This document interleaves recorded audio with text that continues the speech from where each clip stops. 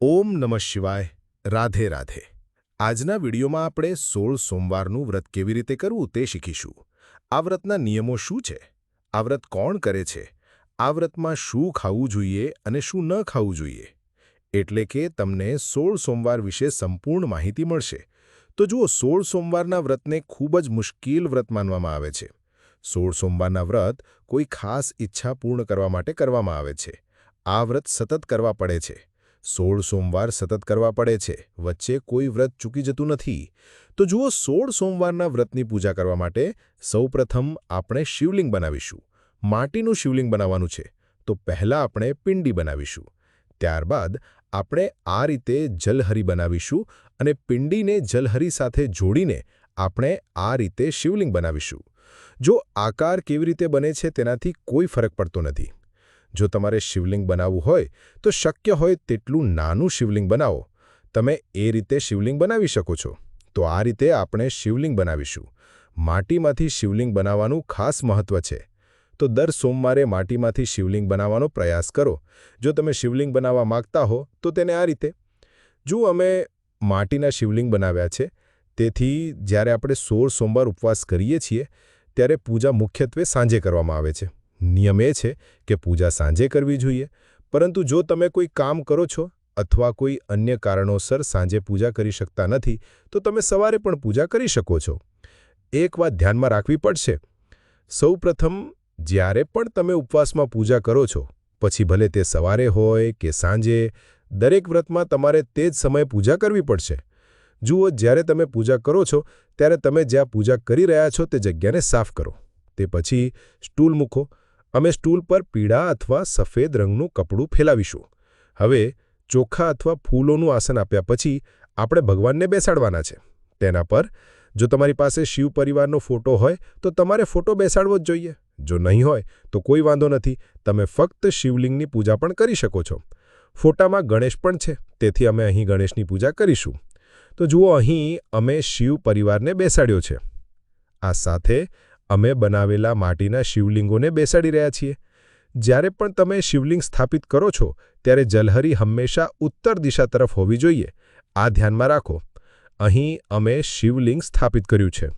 જો તમારી પાસે પહેલેથી જ શિવલિંગ છે તો તમે તેને પૂજા પણ કરી શકો છો, પરંતુ 16 સોમવારે દર સોમવારે પાર્થિવ શિવલિંગ અથવા માટીનું શિવલિંગ બનાવીને પૂજા કરવાનો પ્રયાસ કરો, તે વધુ સારું રહેશે. શિવલિંગ સ્થાપિત કર્યા પછી અમે હાથ જોડીને પ્રતિજ્ઞા લઈશું. હે ભગવાન શિવ, આજથી હું તમારા માટે 16 સોમવારે ઉપવાસ શરૂ કરી રહ્યો છું. હું આ ઈચ્છા માટે આ ઉપવાસ કરી રહ્યો છું. તમારી ઈચ્છા જણાવો અને પછી કહો કે કૃપા કરીને આ વ્રત પૂર્ણ કરવામાં મને મદદ કરો, અને જો કોઈ ભૂલ રહી ગઈ હોય તો મને માફ કરો. આવો સંકલ્પ લીધા પછી અમે દીવો કરીશું. દેશી ઘીનો દીવો. આપણે ગણેશ, દેવી પાર્વતી અને ભગવાન શિવના ફોટા પર ભાવ સ્વરૂપે પાણી છાંટીને સ્નાન કરાવીશું. આ પછી આપણે ભગવાન શિવનો અભિષેક કરીશું. તેથી પહેલાં આપણે પાણી અર્પણ કરવું પડશે. પાણી અર્પણ કર્યા પછી આપણે દૂધ અર્પણ કરવું પડશે. તે પછી આપણે કાચું દૂધ લેવું પડશે. આપણે પાણી અર્પણ કરીશું. આપણે 3 વખત અભિષેક કરવું પડશે. અભિષેક કર્યા પછી આપણે કાપડના રૂપમાં કલાવ અર્પણ કરીશું, એટલે કે મોઢી અર્પણ કરીશું. આપણે ચંદનથી તિલક લગાવવાનું છે, તેથી અહીં આપણે ખૂબ જ પ્રેમથી ચંદનથી તિલક લગાવીશું. આપણે ફોટામાં હાજર બધા દેવી દેવતાઓને તિલક લગાવવાનું છે. તમે ભગવાન ગણેશને રોડીથી અને દેવી પાર્વતીને રોડીથી તિલક લગાવી શકો છો. આ પછી આપણે તિલક પર અક્ષત એટલે કે ચોખા અર્પણ કરીશું. યાદ રાખો કે ભગવાન શિવશંકરને ફક્ત ચંદનથી જ તિલક લગાવવાનું છે. પછી આપણે બેલપત્ર અર્પણ કરીશું. શિવપૂજામાં બેલપત્રનું ખૂબ મહત્વ છે, તેથી તમારે બેલપત્ર અર્પણ કરવું જ જોઈએ. બેલપત્ર છે ઊંધું ચડાવો, એટલે કે બેલપત્રનો સુમાળો ભાગ શિવલિંગને સ્પર્શેલો છે, તેથી શક્ય હોય તેટલા બેલપત્રો ચડાવો. આ સાથે આપણે ફૂલ અર્પણ કરીશું. જો તમને સફેદ ફૂલો મળે તો ખૂબ જ સારું, નહીં તો તમને જે પણ ફૂલો મળે તમે તે ફૂલો અર્પણ કરી શકો છો. તેની સાથે તમે ભાંગ, ધતુરા, મદાર, સમીપપત્ર, ભગવાન શિવ શંકરની પ્રિય વસ્તુઓ જે પણ મળે એ બધી વસ્તુઓ તમે અર્પણ કરી શકો છો. જો કંઈ ન મળે તો બેલપત્ર ઉપલબ્ધ નથી, તમારે ચોક્કસ તે અર્પણ કરવું જોઈએ. હું અહીં ભાંગ પણ અર્પણ કરીશ. આ પછી આપણે પ્રસાદ આપવાનો છે. તો જુઓ, 16 સોમવારના ઉપવાસમાં ચૂરમા લાડુ પ્રસાદ તરીકે ચડાવવામાં આવે છે. 3 લાડુ ચડાવવામાં આવે છે. એક લાડુ ભગવાન શિવશંકરના નામે છે, જે આપણે ગાયને આપીએ છીએ. બીજો લાડુ બધાને પ્રસાદ તરીકે વહેંચવામાં આવે છે અને ત્રીજો લાડુ ઉપવાસ કરનાર દ્વારા ખાય છે. જેણે ઉપવાસ રાખ્યો છે તેણે ફક્ત આ એક લાડુ જ ખાવું પડશે, બીજું કંઈ નહીં. તો અમે આ 3 લાડુ ચડાવીશું. 16 સોમવારના ઉપવાસમાં 3 ચૂરમા લાડુ ચઢાવવામાં આવે છે. આ સાથે અમે પાણી પણ આપીશું. હવે જુઓ, લાડુ ચઢાવો તે ખૂબ જ સારી વાત છે. જો લાડુ ન હોય તો મેં કેરી બતાવી છે, પણ તમારે કેરી ન ચઢાવવી જોઈએ, કારણ કે કેરી એક મોસમી ફળ છે. તે આ સિઝનમાં ઉપલબ્ધ થશે. પછી જ્યારે તમે સોમવાર ઉપવાસ કરશો ત્યારે તમને તે મળશે નહીં. તો કેરીને બદલે તમે 3 કેળા લઈ શકો છો, અથવા તમે 12 કેળા લઈ શકો છો. તમે 4 કેળા ખાઈ શકો છો. તમે જે પણ પ્રસાદ આપો છો તેને 3 ભાગમાં વહેંચવાનો હોય છે. એક ભગવાન શિવશંકરના નામે હશે, એક તમે પ્રસાદ તરીકે વહેંચશો અને એક તમારે જાતે ખાવું પડશે, અને તે ભગવાન શિવશંકરના નામે છે.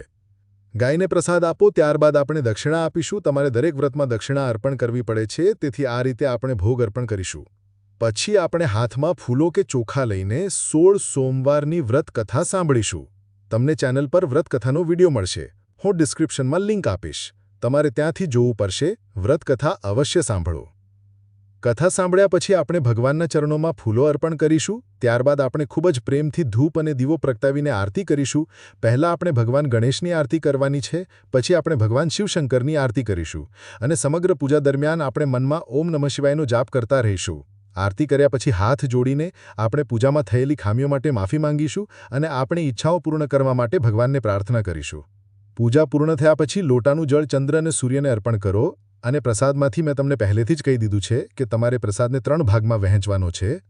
તમારે કેરીનો પ્રસાદ ન આપવો જોઈએ. હું તમને ફરીથી યાદ અપાવી રહ્યો છું કે તમારે ફક્ત લાડુનો પ્રસાદ જ ચઢાવવો જોઈએ. તમારે ચૂરમાના લાડુ ચઢાવવાના છે.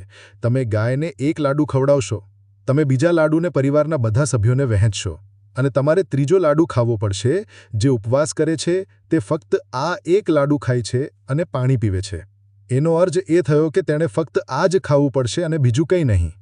આ રીતે આપણે ઉપવાસ પાડીએ છીએ. ઉપવાસની પૂજા કર્યા પછી અમે તમારો જે ભોગ હશે તે પ્રસાદ લઈશું. અને સૂતા પહેલાં આપણે માટીના શિવલિંગનું વિસર્જન કરવું પડશે. તો હું તમને બતાવીશ કે તેને કેવી રીતે ડૂબાડવું. તમે પૂજા કરશો અને ત્યારબાદ જ્યારે દીવો શાંત થશે, જુઓ હવે દીવો શાંત થઈ ગયો છે. જ્યારે દીવો શાંત થશે ત્યારે આપણે તેને ડૂબાડીશું. રાત્રે સૂતા પહેલાં તમારે તેને પાણીમાં ડૂબાડી દેવું જોઈએ. તો જુઓ, અહીં આપણે પાણી લીધું છે. તમે તેને કોઈપણ મોટા વાસણમાં લઈ શકો છો જેમાં તમને લાગે કે શિવલિંગ સંપૂર્ણપણે સમાઈ જશે. આટલા મોટા વાસણમાં પાણી લો. હવે આ પાણીમાં આપણે બનાવેલા માટીના શિવલિંગનું વિસર્જન કરીશું. અને તેની સાથે અમે તમારા દ્વારા અર્પણ કરાયેલી બધી વસ્તુઓ જેમ કે ફૂલો, પાંદડા વગેરેનું વિસર્જન કરીશું. જ્યારે આપણે તેનું વિસર્જન કરીશું ત્યારે ઓમ નમઃ શિવાય કહીને પ્રેમથી શિવલિંગનું વિસર્જન કરીશું. આપણે બધી વસ્તુઓ તેમાં બોળી દઈશું. આ રીતે શિવલિંગનું વિસર્જન થઈ જશે. જો તમે ઈચ્છો તો ચોકીને ડૂબાડતી વખતે એ જ સમય ઉપાડી શકો છો. નહીંતર તમે બીજા દિવસે પણ ચોકી ઉપાડી શકો છો. પણ તમારે તે જ દિવસે શિવલિંગનું વિસર્જન કરવું જોઈએ, કારણ કે માટીના શિવલિંગનું વિસર્જન વહેલું થાય છે. તો આ રીતે આપણે શિવલિંગનું વિસર્જન કરીશું. ઓલ્સો, જો તમે ફોટો લીધો હોય તો ફોટા પર પાણી છાંટો અને તેને તમારા મંદિરમાં મૂકો. આ સિવાય જો તમે મોલી પહેરી હોય તો તમે તેને તમારા હાથમાં પહેરી શકો છો. તમે જે કપડું પાથર્યું હતું તેને ધોઈને તેને ફરીથી પૂજામાં વાપરી શકો છો. આપણે પૂજામાં દર વખતે ચોકીનો ઉપયોગ કરીએ છીએ. તો આ રીતે આપણે ચોકી ઉપાડીશું. જ્યારે શિવલિંગ આ પાણીમાં ઓગળી જશે ત્યારે આ પાણી આપણે છોડમાં રેડીશું. તે તુલસીના છોડમાં રેડવાનું નથી. તમે આ પાણી કોઈપણ છોડમાં નાખી શકો છો. આ રીતે આપણી પૂજા પૂર્ણ થશે. આપણે દર સોમવારે આ રીતે પૂજા કરવાની રહેશે. જેમ કે તમે પહેલા સોમવારે પૂજા કરો છો તેવી જ રીતે તમારે દર સોમવારે તે જ સમયે પૂજા કરવાની રહેશે. એટલે કે જો તમે પહેલા સોમવારે સાંજે પૂજા કરી હોય તો તમારે દર સોમવારે સાંજે પૂજા કરવાની રહેશે. અને જુઓ, 16 સોમવારના ઉપવાસ સતત કરવામાં આવે છે. વચ્ચે કોઈ ઉપવાસ બાકી રહેતો નથી. પણ ક્યારેક એવું થાય છે કે સ્ત્રીઓને મહિનામાં કેટલાક દિવસો એવા હોય છે જ્યારે તેઓ પૂજા નથી કરતી. પણ તમારે ઉપવાસ રાખવા પડશે, કારણ કે આ ઉપવાસ પણ 16 ઉપવાસમાં ગણાશે. આવા સમયે તમે શું કરશો? તમે મનમાં ઓમ નમઃ શિવાયનો જાપ કરશો અને ઉપવાસ કરશો. આ સમયે તમારે પૂજા કરવાની જરૂર નથી. પણ તમારે પ્રસાદ તરીકે 3 ચૂરમા લાડુ બનાવવા પડશે. 1 લાડુ ગાયને આપવાનો છે, 1 ઘરના બધા સભ્યોને વહેંચવાનો છે અને ત્રીજો તમારે ખાવો પડશે. જ્યારે તમે અશુદ્ધ સ્થિતિમાં હોવ ત્યારે તમે ઘરના કોઈપણ સભ્ય દ્વારા તમારા ઘરના મંદિરમાં જ ચઢાવવામાં આવતો પ્રસાદ મેળવી શકો છો. તો આ રીતે તમારે ચોક્કસપણે ઉપવાસ રાખવા પડશે. અને જુઓ, 16 સોમવારના ઉપવાસ સામાન્ય રીતે નિર્જલા ઉપવાસ તરીકે મનાવવામાં આવે છે. આમાં કંઈ ખાવા પીવાનું નથી. પરંતુ જો તમે પાણી વિના રહી શકતા નથી તો સવારે તમે તમારા ઘરના મંદિરમાં સામાન્ય પૂજા કરી શકો છો, જેમ તમે દરરોજ કરો છો, અને પછી તમે પાણી પી શકો છો, પરંતુ ખાવા માટે કંઈ નથી. સાંજે પૂજા કર્યા પછી જ તમારે પ્રસાદ લેવો જોઈએ, અને જે જગ્યાએ તમે પહેલો ઉપવાસ કર્યો છે ત્યાં તમારે પૂરા 16 ઉપવાસ કરવા પડશે, ખરું ને? જો તમારી પાસે પહેલાથી જ શિવલિંગ છે તો તમે શિવલિંગની પૂજા કરી શકો છો. તમે આ કરી શકો છો. જો તમારી પાસે શિવલિંગ નથી તો માટીનું શિવલિંગ બનાવો અને તેની પૂજા કરો, કારણ કે શાસ્ત્રોમાં ફક્ત માટીનું શિવલિંગ જ રાખવાનો ઉલ્લેખ છે. તો તમે માટીનું શિવલિંગ બનાવી શકો છો. પરંતુ જો તમે માટીના શિવલિંગ બનાવ્યા છે, એટલે કે માટીના શિવલિંગ, તો તેનું વિસર્જન ચોક્કસ કરવામાં આવશે. તમારે ધ્યાનમાં રાખવું જોઈએ કે મેં તમને પહેલાથી જ કહ્યું છે કે તેમને કેવી રીતે ડૂબાડવું. જો તમે 16 સોમવારે ઉપવાસ કરવા માંગતા હોવ તો તમે ફાલ્ગુન, કાર્તિક અને શ્રાવણ મહિનામાં 16 સોમવારે ઉપવાસ શરૂ કરી શકો છો, અને શ્રાવણ મહિનામાં તમે કોઈપણ સોમવારથી 16 સોમવારે ઉપવાસ શરૂ કરી શકો છો. એટલે કે આમાં કૃષ્ણ પક્ષ કે શુક્લ પક્ષનો કોઈ પ્રશ્ન જ નથી. તમે કોઈપણ સોમવારથી 16 સોમવારે ઉપવાસ શરૂ કરી શકો છો. ખોરાકની વાત કરીએ તો મેં તમને પહેલેથી જ કહ્યું છે કે 16 સોમવારના ઉપવાસ દરમિયાન તમારે કંઈ પણ ન ખાવું જોઈએ. તમે જે પણ પ્રસાદ આપો છો તેનો ત્રીજો ભાગ તમારે ખાવો પડશે. અને મેં કેરીનો પ્રસાદ આપ્યો છે. કેરીનો પ્રસાદ ન ચઢાવો, કારણ કે શિયાળામાં તમને કેરી નહીં મળે.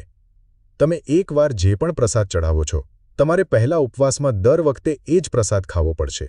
મુખ્યત્વે ચૂરમા લાડુ પ્રસાદ તરીકે આપવામાં આવે છે, પરંતુ જો તમે ચૂરમા લાડુ બનાવી શકતા નથી તો તમે કેળાનો પ્રસાદ પણ આપી શકો છો. તો મિત્રો, 16મા સોમવારના ઉપવાસ માટે આ ખૂબ જ સરળ પૂજા પદ્ધતિ હતી. તમને પૂજા પદ્ધતિ કેવી લાગી તે કમેન્ટ કરીને જણાવો. અને જો તમને આ વિડિયો ગમ્યો હોય તો કૃપા કરીને વિડિયોને લાઇક કરો અને અમારી YouTube ચેનલ વ્રત ભક્તિ કથાને સબસ્ક્રાઇબ કરો. ફરી મળીશું બીજા કોઈ વિડિયો સાથે. ઓમ નમઃ શિવાય. હર હર મહાદેવ. આભાર.